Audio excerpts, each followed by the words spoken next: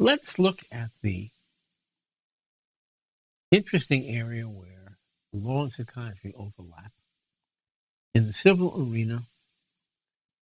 In the case of the minor head injury or the minor brain injury, a man leaves for work one morning. He's a devoted husband, a wonderful, loving father, a crackerjack worker. But on the way home that day, his car is rear-ended at a tremendous speed on the freeway.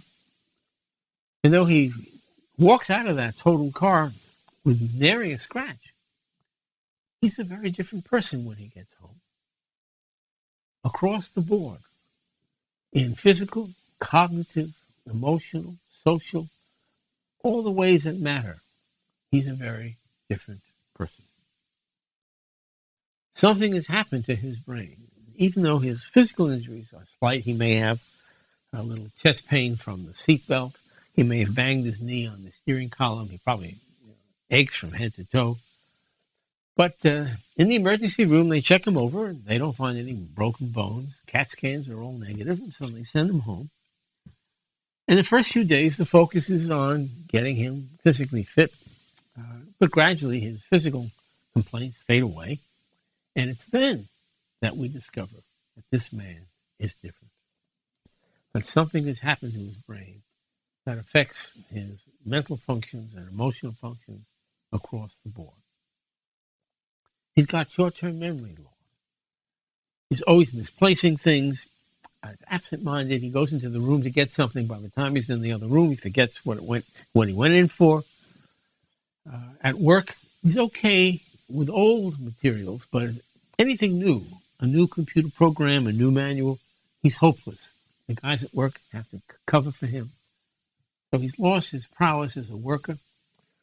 At home, he's irritable, angry all the time, anxious, depressed. The sound of his own children playing irritates the hell out of him. All sexual intimacies with his loving spouse fade away. Just can't seem to function. He's screwing up the checkbook. She has to now take over all those kinds of responsibilities. So we see all kinds of changes, even in the face of ostensibly normal, objective evidence. Physically, one of the most striking symptoms of this minor head injury is the loss of the sense of smell. Cognitively, memory loss, and most particularly short-term memory loss, which is why he's so absent-minded. We also see personality changes where previously congenial individuals become irritable and anxious. They become even socially inappropriate. So their whole world changes and begins to shrink. They don't want to go out anymore. They want to stay home. And perhaps one of the most striking changes, which I think is emblematic of this kind of cerebral injury, is they lose their sense of humor. They can't get a joke. Now, why is that? Because when you have this kind of head injury, you lose your ability to grasp abstractions. You can still get literal, concrete things, but higher levels of abstraction of thought are what are most sensitive to even subtle brain damage. To get a joke, you have to be able to appreciate the juxtaposition of two disparate abstractions. A man walks into a bar, he orders a drink, sipping his drink, and hears a voice say, "My goodness, that's a lovely tie you're wearing." And he looks around and doesn't see anybody. The bar is empty except for the bartender at the other end of the room. He sips his drink some more, and he hears another voice saying, "My goodness, it's a lovely Rolex watch you have on." Doesn't see a soul. Place is empty. He does his drink, bowl of peanuts on the bar. The bartender's way down there. And then another voice says, "Goodness, those are pretty sharp shoes. Those really, really look like expensive shoes." And again, sees nobody. He waves the bartender and he says, I keep hearing all these nice things being said about me, but I don't see anybody here. The bartender says, oh, it must be the peanuts. They're complimentary. Now, such humor as there may be in that joke lies in the juxtaposition of two disparate meanings of the word complimentary. And people with subtle brain damage don't get it. They can't tell jokes. They don't appreciate jokes. They go to a European film and they have no idea what's going on. They can't grasp these abstract subtleties. So what had happened to these people?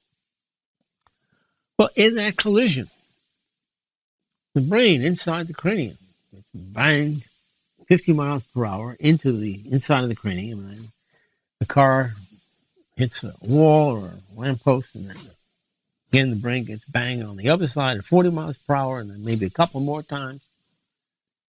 And the skull itself is intact. It's a pretty tough piece of bone. In fact, the person would be better off if he had a fractured skull, because the fracturing of the skull would absorb some of the energy of that force. But it doesn't happen. Instead, the brain takes all the punishment. It bounces back and forth in this whiplash motion. It doesn't even have to hit his head. It's just the movement back and forth. The brain with a soft jelly-like mass sloshing around inside that cranium. And the reason the neurological exams are negative is because the damage is very subtle and diffuse and involves all of the brain cells, just a little bit. It isn't a localized injury like you might get with a punch or, God forbid, a bullet.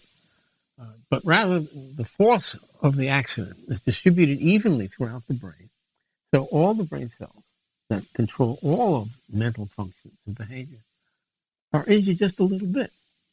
So you don't get the gradient between normal and abnormal tissue that you need for a positive neurological exam. They're looking for areas of weakness, like they have a stroke, and one part of the brain has been deprived of its blood vessels and blood supply, and so that part may be numb or weak. But you don't get that in a diffuse, closed-headed, minor brain injury. For the same reason, CAT scans and MRIs are relatively unhelpful, because they, too, depend heavily upon the gradient between normal tissue and damaged tissue. And if the damage is throughout, you're not going to get much of a gradient. So these can be very, very challenging, and yet the damage quite extensive. The most important person the attorney interviews in a case like this is the spouse. Because the spouse will say, this is not the guy that I married. He's just a different man. He's lost who he is. He's lost his soul. The injured person himself may not have the awareness to be able to articulate the changes. He's aware of certain things that are not going well, but it's the spouse who can really articulate how important that traffic accident was and why this minor brain injury can be so debilitating. By the way, we doctors call them minor brain injuries because on the spectrum of injuries that we see, coming back, say, from Afghanistan or Iraq, these brain injuries are relatively slight. The other reason we call them minor brain injuries is because they are an injury to our patients. If I had this minor brain injury, I wouldn't call it minor. For one thing, I couldn't practice as a psychiatrist anymore. So once again, the task falls for the attorney working in close connection with psychologists, psychiatrists, to document how these subtle minor injuries, where the car is totaled, but he's fine, can in fact be the most devastating.